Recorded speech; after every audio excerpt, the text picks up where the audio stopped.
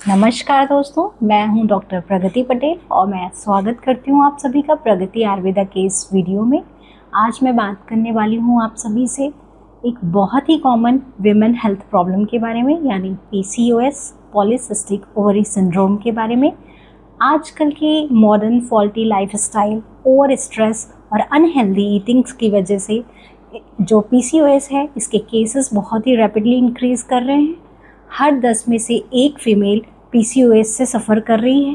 पर आप सभी टेंशन मत लीजिए, क्योंकि आयुर्वेद के पास है इसका हॉलिस्टिक सॉल्यूशन। आयुर्वेद सिर्फ सिम्टम्स को ही नहीं, इसके रूट कॉज को भी ठीक करता है।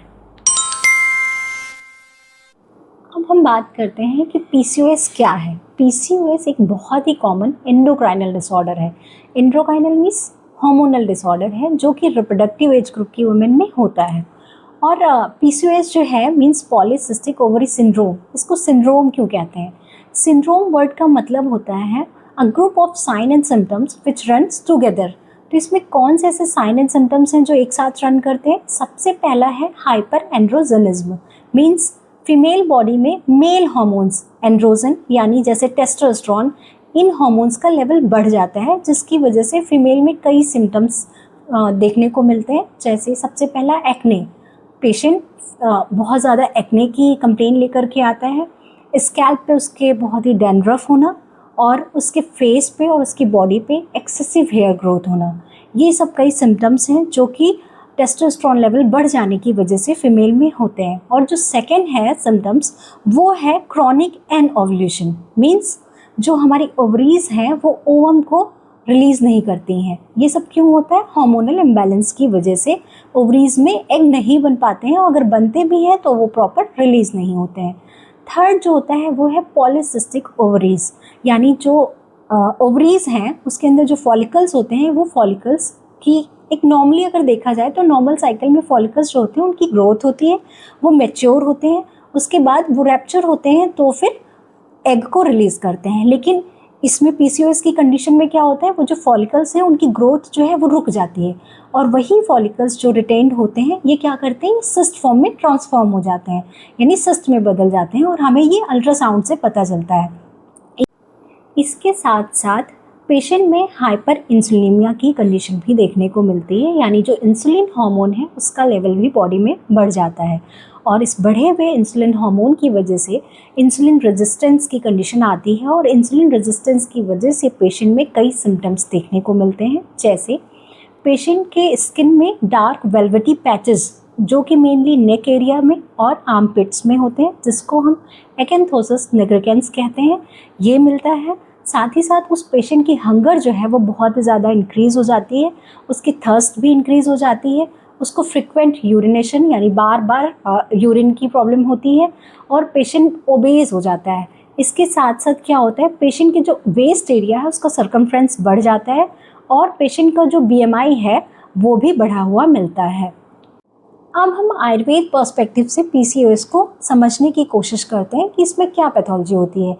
तो इसमें मेनली जो हमारा कफ दोष है हमारी बॉडी में वो बढ़ जाता है। क्यों बढ़ता है? हमारी वही सेडेंटरी लाइफस्टाइल जो है, हमारी जो अनहेल्दी डाइटरी हैबिट्स हैं, इन सब की वजह से कफ दोष जो है वो बॉडी में प्रकोपित हो जाता है, और ये कफ दोष की वजह से जो हमारी अग्नि है यानी डाइजेस्टिव फायर है वो स्लो डाउन हो जाती है, जिसकी वजह से डाइजेशन प्रॉपर नहीं होता है, और बॉडी में टॉक्सिन्स यानी आम जो है उसका निर्माण होता है, और ये टॉक्सिन्स क्या करते हैं, हमारी जो बॉडी के चैनल्स हैं उनको ब्लॉक कर देते हैं, जिसकी वजह से हार्मोनल इम्बैलेंस होता है बॉडी में, और वो आगे चल कर के PCOS जैसे एंडोक्राइनल जो डिसऑर्डर्स हैं इनको जनरेट करता है। PCOS के केस में आयुर्वेदिक ट्रीटमेंट का जो मेन एम है, वो सबसे पहला एम है हमारे दोषों को बैलेंस करना, जो कम है उनको बढ़ाना और जो बढ़े हुए हैं उनको नॉर्मल करना। दूसरा एम है हमारी अग्नि यानी डाइजेस्टिव फायर जो है उसको बढ़ाना, और तीसरा है हमारे चैनल्स को ओपन करना। चौथा एम है हमारे आम यानी जो टॉक्सिन्स हमारी बॉडी में बन गए हैं उनको हटाना। अब हम बात करेंगे कुछ आयुर्वेदिक फॉर्मुलेशंस के बारे में जो कि PCOS के मैनेजमेंट में बहुत ही ज़्यादा इफ़ेक्टिव हैं।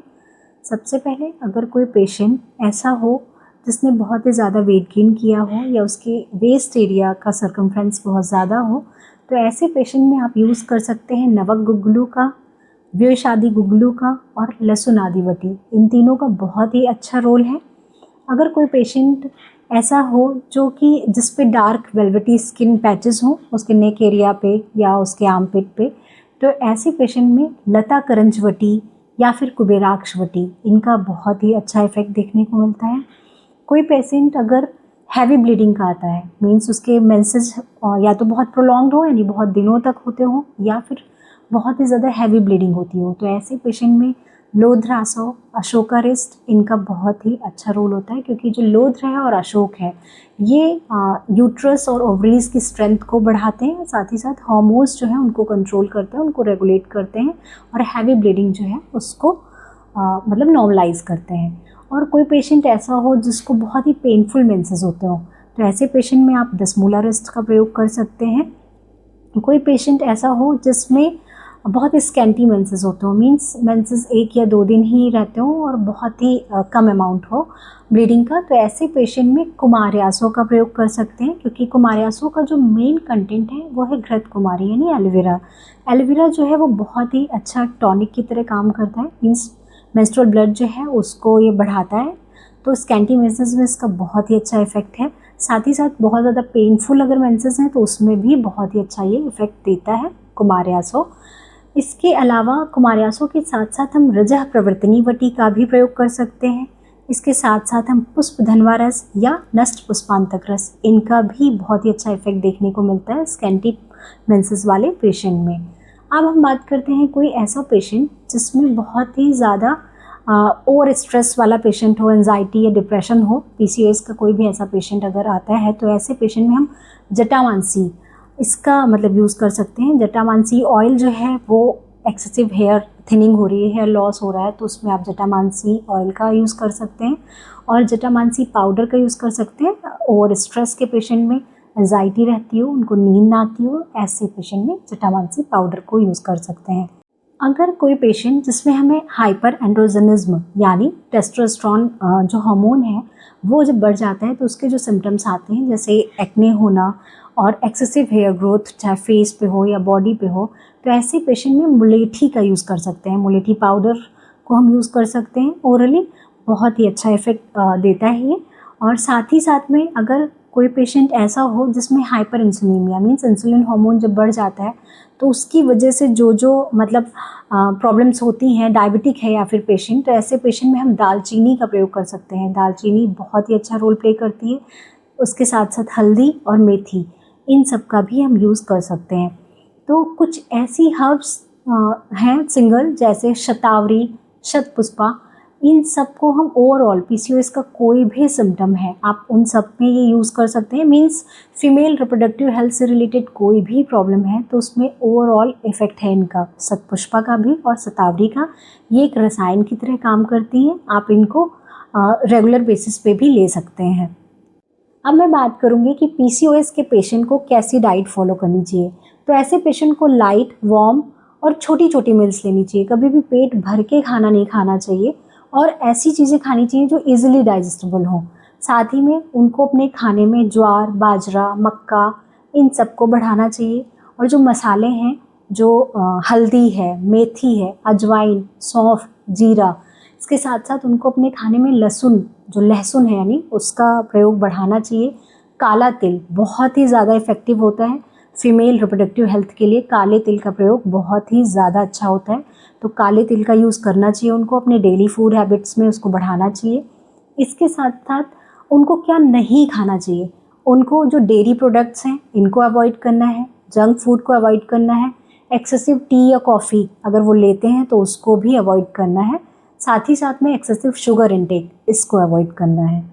अब मैं बात करूंगी कि पीसीओएस पेशेंट को कैसी लाइफस्टाइल फॉलो करनी चाहिए।